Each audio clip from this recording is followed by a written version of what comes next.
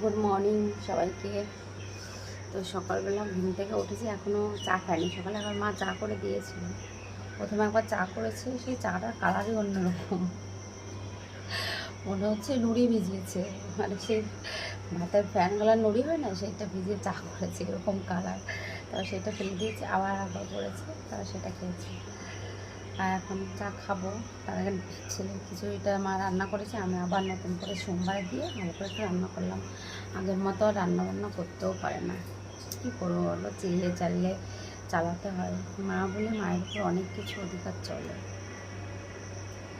কিন্তু আমি যে কথা বলি দেখে মাকে, মায়ের বৌমারা কিছু বললে রাগ হই তা না। অন্য মানুষ একটু বয়স হয়ে গেলে একটু হয়েও যায় অন্যরকম, বুঝলেও বোঝার চেষ্টা করে না। তো তার জন্য যে আমি ভাবি আমি যেমন বলতে পারি মাকে, মায়ের ছেলে বৌমারাও কিন্তু বলতে পারে। এটা যদি সব মানুষ ভাবতো তাহলে এই ভাই বোনের লড়াইটা হয়তো থাকতো না। তো জানি না আমার ভাইরা আমাকে মানে কেমন চোখে দেখে, ভালো চোখে দেখে বা খারাপ চোখে দেখে, সেটাও জানি না।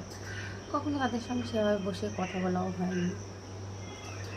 তো যাই হোক, সকাল সকাল মাও যে ওখানে বসে বিড়ির পাতা কাটছে, মানে বিড়ি বাঁধা কামাই দেয় না। চোখে এখন তো দেখতেই পায় না, চোখে ডাক্তার দেখাবো, কত ডাক্তার দেখাবো। এই একদিক দেখিয়ে উঠলাম, এখন একটু নার্ভের ডাক্তার দেখাতে হবে, আবার চোখের ডাক্তার, মানে ভীষণ সমস্যা। টাকা পয়সা তো পেরে উঠছি না। তো যাই হোক, সকাল সকাল তোমাদের সঙ্গে অনেক গল্প করলাম।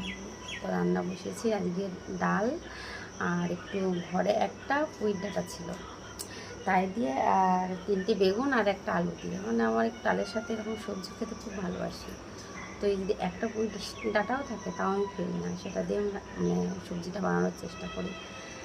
তো রান্না বসিয়েছি, রান্না হয়ে গেলে, আর আজকে হাটবার, বিকালে হাটে যেতে হবে, তার জন্য বেশি কিছু বানাবো না। চলো টাটা। কেমন লাগছে, মাথায় তেল নিয়েছি, চুলগুলো পড়ে যাচ্ছে, জানো তো, খুব চুল উঠছে।